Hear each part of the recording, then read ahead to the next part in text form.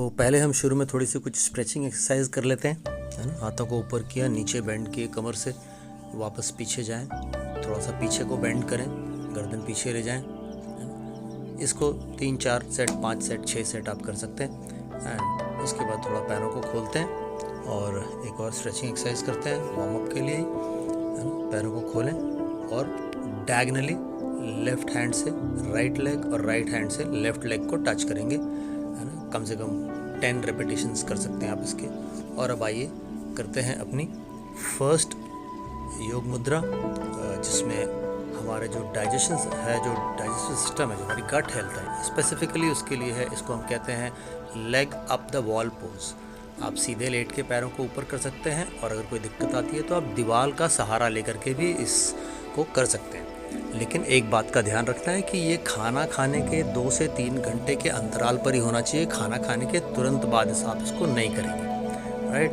रात को अगर आप खाना खाने के बाद 2-3 घंटे बीत चुके हैं तो सोने से पहले भी कर सकते हैं, काफ़ी रिलैक्सिंग है। नेक्स्ट पोज जो है, इसमें आप अपने सीधे लेट करके पैरों को ऊपर करते हैं, बेंड कर लेते हैं 90 डिग्रीज पे अपने नीज़ को और ट्विस्ट करते हैं। पैरों को मोड़ करके लाते हैं राइट साइड को, तो अपनी गर्दन को टर्न करते हैं लेफ़्ट साइड को, जैसे शरीर को निचोड़ रहे हों, है ना। इन एक्सरसाइज से जो हमारा ब्लड सर्कुलेशन है वो हमारी गट की तरफ को डायरेक्ट होता है, जिससे हमारा डाइजेशन बेहतर हो पाता है, हमारे गट को काफ़ी बल मिलता है इससे। इसको आप कम से कम 6 बार रिपीट करें दोनों साइड्स में। लेफ़्ट एंटी क्लॉकवाइज जाएगा, जब पैर एक तरफ को तो गर्दन दूसरी तरफ को, और दोनों हाथों को स्ट्रेच करके रखेंगे। इसके बाद इसमें एक वेरिएशन कर सकते हैं आप। एक पैर को दूसरे पैर के ऊपर रखेंगे और ऊपर वाले पैर से नीचे वाले को प्रेस करेंगे। एंड सेम वे जब राइट साइड को टर्न करेंगे तो गर्दन लेफ़्ट साइड को जाएगी, और जब लेफ़्ट साइड को करेंगे तो आपकी गर्दन राइट साइड को टर्न होगी, यानी ऑपोजिट डायरेक्शन में। दोनों तरफ बारी बारी से करेंगे। और ये भी पोजीशन जो है वो स्पेसिफिकली हमारी गट हेल्थ के लिए बहुत लाभदायक है। तो ये 2 एक तरीके से स्ट्रेचिंग या वार्म अप एक्सरसाइजेज भी कहला सकती हैं इसमें। इसके बाद हम प्रैक्टिस करेंगे कुछ योगासन। स्पेसिफिकली 5 योगासन हैं जो आपको आपकी गट हेल्थ बेहतर बनाने में हेल्प करेंगे।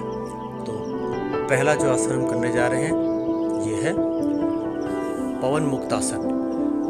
घुटने को दोनों हाथों से पकड़ेंगे और अपनी चेस्ट की तरफ को पुल करेंगे, बारी बारी से दोनों पैर राइट एंड लेफ्ट।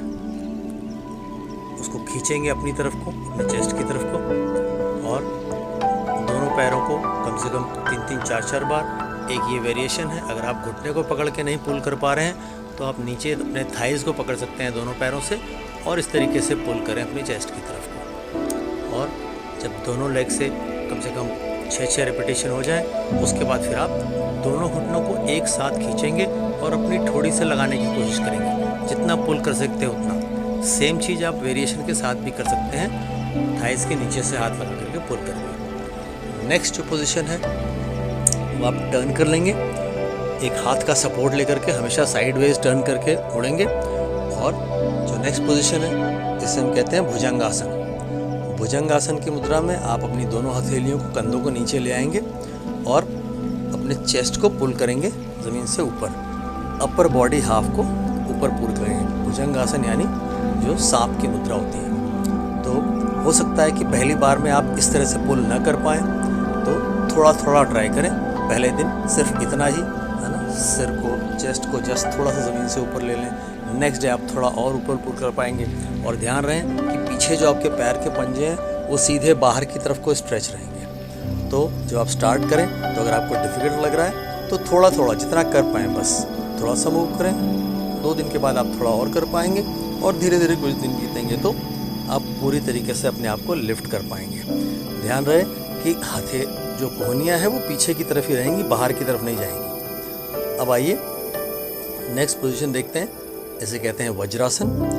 वज्रासन में आप दोनों घुटनों को मोड़ लेते हैं और अपने ग्लूट्स को अपनी हील्स के ऊपर टिकाते हैं, अपने हील्स पर बैठ जाते हैं और पीछे दोनों पंजे जुड़े हुए रहते हैं। हथेलियों को अपने घुटनों पर रख लेंगे। बैक साइड से देखें, इस तरीके से पंजे जुड़े हुए रहते हैं और आप अपनी एड़ियों के ऊपर उनके ऊपर बैठते हैं। ये आप खाना खाने के कुछ समय बाद भी कर सकते हैं, आपको पाचन में इससे बहुत मदद मिलेगी। नेक्स्ट आसन, धनुरासन में हम अपने शरीर को एक धनुष का आकार देते हैं। इसमें हम पेट के बल लेट करके पैरों को पीछे मोड़ते हैं और हथेलियों से अपने पंजे को पकड़ते हैं और शरीर के अगले हिस्से को, अपर बॉडी को ज़मीन से ऊपर उठाते हैं और पंजों को खींच करके अपने घुटनों को ज़मीन से ऊपर उठाते हैं। पहली बार में शायद आपके लिए यह कर पाना संभव नहीं हो, तो पहली बार में आप जितना कर सकें, जैसे पैरों को मोड़ लिया आपने और अपने जो ठोड़ी है उसको, जो चेहरा है उसको ज़मीन से ऊपर करें, हल्का सा शोल्डर ऊपर कर लें और हाथों को जहाँ तक ला सकते हैं वहाँ तक लाएं। आगे चल के धीरे धीरे 1-2 दिन के बाद आप इस मुद्रा में आ पाएंगे कि आप अपनी हथेलियों से अपनी एड़ियों को पकड़ पाएंगे और फाइनली आप उस पोजीशन में पहुँच पाएंगे जिससे आप अपने पंजों को पकड़ के खींच सकेंगे और अपर बॉडी भी ज़मीन से उठ जाएगी और आपके घुटने भी ज़मीन से ऊपर उठ जाएंगे। सभी आसन स्पेसिफिकली गट हेल्थ इंप्रूव करने के लिए हैं, राइट, क्योंकि अभी हम गट हेल्थ के बारे में ही सिर्फ बात कर रहे हैं। इसके बाद एक आखिरी आसन जिसे आप कहते हैं नौका आसन। इसमें हम सीधे लेट के अपने ग्लूट्स के बल, अपने हिप्स के बल, अपनी बाकी अपर बॉडी और लोअर बॉडी को ज़मीन से ऊपर उठाते हैं।